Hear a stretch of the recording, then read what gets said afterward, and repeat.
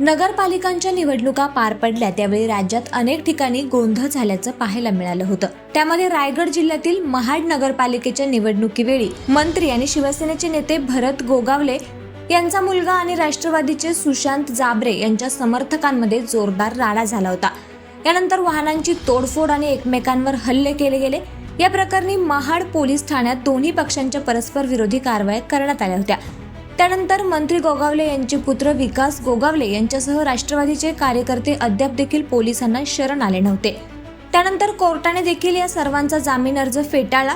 आता थेट मुंबई उच्च न्यायालयाने राज्य सरकारसहित पोलिसांना फटकारलं असूनही अजूनही आरोपी कसे सापडत नाहीत अशा स्वरूपात नोटीस बजावली होती। त्यानंतर आज मंत्री गोगावले यांचे सुपुत्र विकास गोगावले हे आज महाड पोलिसांसमोर शरण आले। नगरपालिकेच्या मतदानाच्या दिवशी महाड शहरामध्ये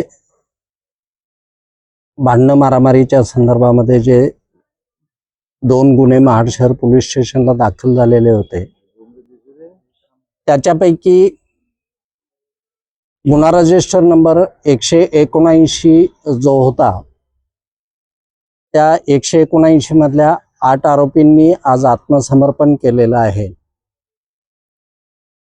त्यानंतर पुढची कायदेशीर प्रक्रिया चालू आहे, पुढचा तपास चालू आहे। आरोपींकडे जो तपास करणं आवश्यक आहे त्या बाबी पोलीस करत आहेत। त्या आरोपींची नावं मी आपल्याला सांगतो। विकास गोगावले, महेश गोगावले, विजय मालुसरे, प्रशांत शेलार, धनंजय मालुसरे, वैभव मालुसरे, सूरज मालुसरे आणि सिद्धेश शेठ अशा 8 जणांनी आत्मसमर्पण केलेलं आहे। या गुन्ह्यामध्ये पोलीस त्यांचा पुढचा तपास करत आहेत। पुढची प्रक्रिया चालू आहे। धन्यवाद। त्यामुळे एका मंत्र्याच्या मुलाला अखेर न्यायालयाने धडा शिकवलाच असंच म्हणावं लागेल। सोशल मीडियाच्या भाऊ गर्दीत विश्वासार्हतेने चकाकणारे नाव म्हणजे लेट्सअप मराठी।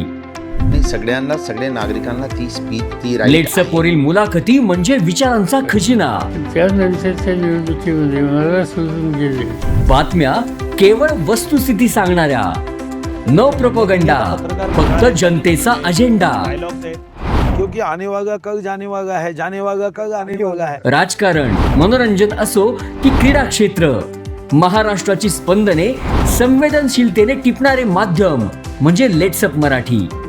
जगासोबत एक पाऊल पुढे राहण्यासाठी लेट्सअपचे ॲप, सोशल मीडिया आणि वेबसाईट सोबत कनेक्टेड रहा।